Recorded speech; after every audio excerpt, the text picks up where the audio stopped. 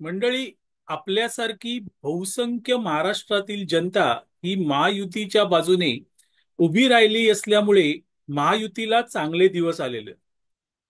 महायुतीला विधानसभेमध्ये प्रचंड बहुमत मिळालं, याचं सगळं श्रेय अर्थातच महाराष्ट्रातल्या जनतेला आहे. आणि जनताच महायुतीच्या मागे उभी असल्यामुळे सध्या महायुतीला चांगले दिवस आलेले आहेत. त्यातही मुख्यमंत्री देवेंद्र फडणवीस ते या विधानसभा निवडणुकांमध्ये जे महायुतीला यश मिळालं त्याचे शिल्पकार आहेत. त्यांच्यासाठी तर आता एक सुवर्ण संधी चालून आलेली आहे. कालच दैनिक सामनामधून देवेंद्र फडणवीस यांच्यावर स्तुतिसुमनं उधळण्यात आली. सामनामधून देवेंद्र फडणवीस यांच्यावर स्तुतिसुमनं उधळली जातील याची कल्पना कोणीच केली नव्हती. पण अशक्य ते शक्य झालं. त्यातही एनसीपीच्या म्हणजे राष्ट्रवादी काँग्रेस शरद पवार गटाच्या खासदार सुप्रिया सुळे यांनीही देवेंद्र फडणवीस यांची तारीफ केली. देवेंद्र फडणवीस हे एकमेव असे मंत्री आहेत की जे कार्यरत आहेत, बाकीचे अद्याप कार्यरत झाले नाहीत असं त्यांनी सांगून टाकलं. थोडक्यात काय तर आता विरोधकही महायुतीची तारीफ एक प्रकारे फडणवीस यांची तारीफ करायला लागलेले. मध्यंतरी बातम्या होत्या की शरद पवार हे अजित पवार गटामध्ये आपला पक्ष सामील करून घेतील आणि एनसीपी म्हणजे राष्ट्रवादीची जे दोन शकलं झालेली आहेत ती राष्ट्रवादी काँग्रेस आता एकसंध होईल. ह्या सगळ्या चर्चा सुरू असताना मधून मधून सत्ताधारी पक्षातले आमदार नेते सांगत असतात की अजून काही दिवसांनी धमाका होणार आहे. एकंदरीत काय तर आता विरोधी पक्षात बसायला कोणीही तयार नाही. तसं पण विरोधी पक्षाचं अस्तित्व हे नाममात्र राहिलेलं आहे. आणि असं असताना विरोधी पक्षात राहून काहीही पदरात पडणार नाही, त्यापेक्षा सत्तेत सहभागी व्हायचं आणि त्यामार्फत निदान काहीतरी पदरात पाडून घ्यायचं असा एक टोन महाराष्ट्राच्या राजकारणात दिसायला लागलेला आहे. शरद पवार हे खरंच राष्ट्रवादी काँग्रेसमध्ये सामील होतील का अजित पवारांच्या, हा प्रश्न आहे. आणि एकंदरीत जर वातावरण बघितलं, शरद पवार गटाचे नेते जे काय बोलतायत ते ऐकलं तर हे दिसतंय की हो तशी वेळ आलेली आहे. अर्थात शरद पवार यांच्याकडे आमदार फार नाही आहेत. जे काही 10 आमदार आहेत ते अजितदादांबरोबर जाऊ इच्छित आहेत. खासदारही मागे लागलेत की तिकडे एनडीए सोबत जाण्यासाठी. अशा परिस्थितीत शरद पवार काय गेम करू शकतील तर तो गेम शरद पवार यांनी प्रत्यक्ष नागालँड या राज्यात केलेला आहे.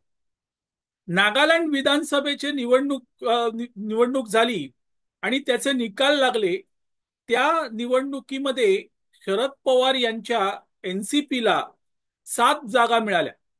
त्यांचे 7 आमदार निवडून आले.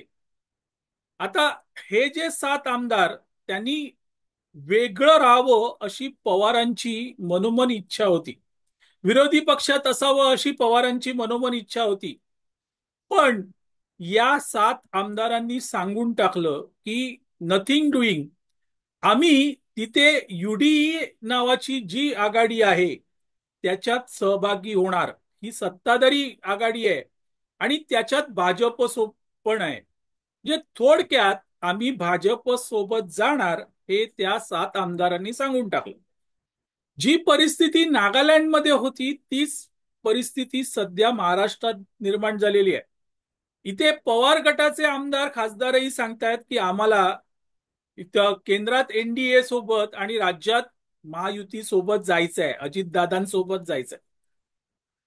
पवार त्या नागालँड मधल्या 7 आमदारांना रोखू शकले नाही. कारण पवारांनी तिथे रोखण्याचा प्रयत्न केला असता तर पवारांचा पक्ष फुटला असता. हे 7च्या 7 आमदारांनी वेगळा गट करून ते सत्तेत सहभागी झाले असते. पण अशा वेळेस पवारांनी एक खेळी केली आणि त्यांनी आपण भाजप सोबत जात नाही आहोत.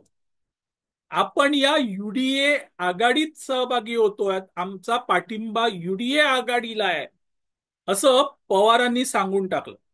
म्हणजे स्वतःचा सेक्युलर चेहरा कायम ठेवला आणि सत्तेत देखील सहभागी झाले.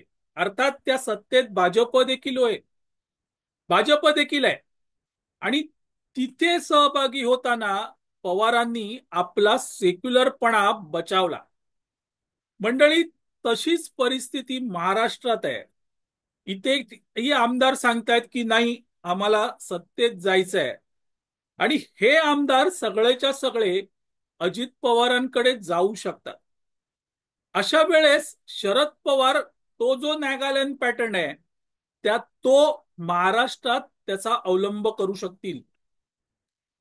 या आमदारांना अजित पवारांकडे पाठवायचं आणि महायुतीला पाठिंबा द्यायचा. पण हा पाठिंबा देताना आम्ही काही भाजप सोबत जात नाही आहोत, तर आम्ही महायुतीत आहोत आणि असं सांगून आपला सेक्युलर चेहरा जपायचा, असं पवार करू शकतात. यातच विन विन सिच्युएशन आहे.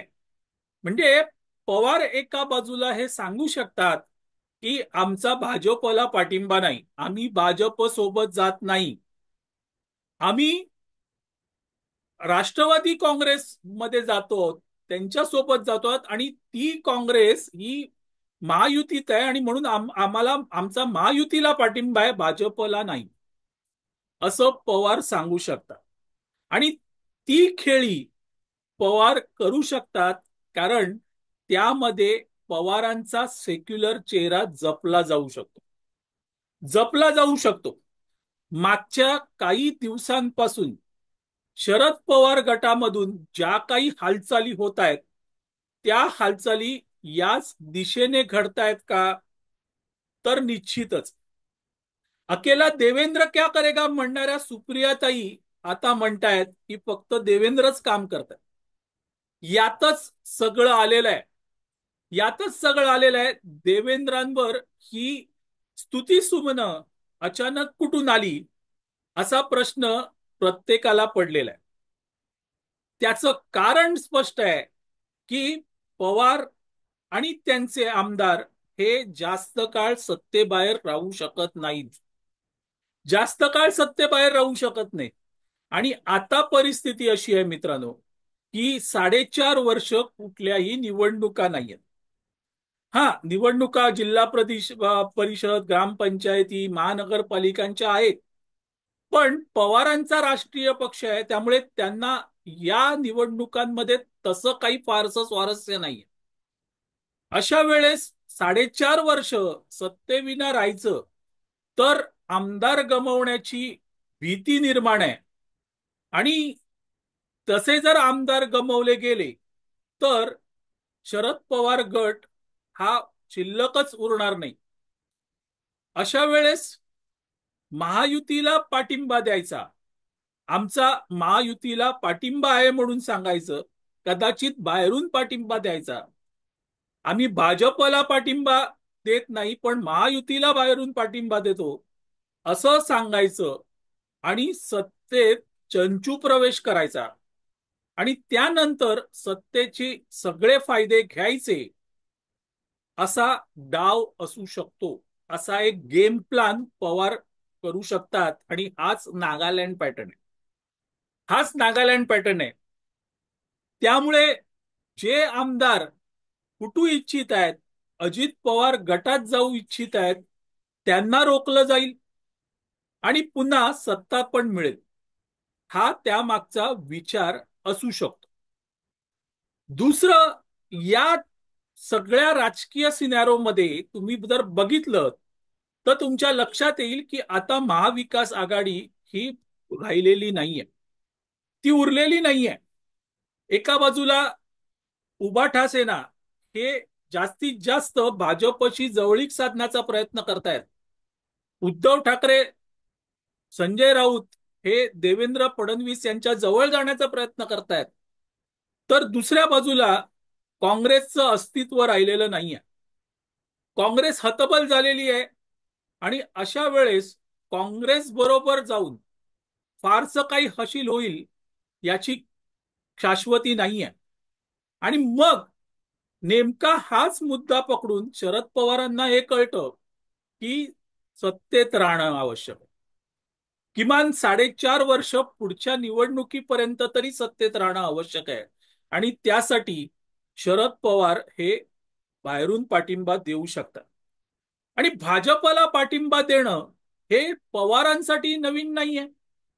2014 मध्ये ज्या वेळेस भाजपला सगळ्यात जास्त जागा मिळाला पण बहुमत मिळालं नव्हतं, त्यावेळेस भाजपने न मागताही शरद पवार यांनी भाजपला पाठिंबा दिला होता.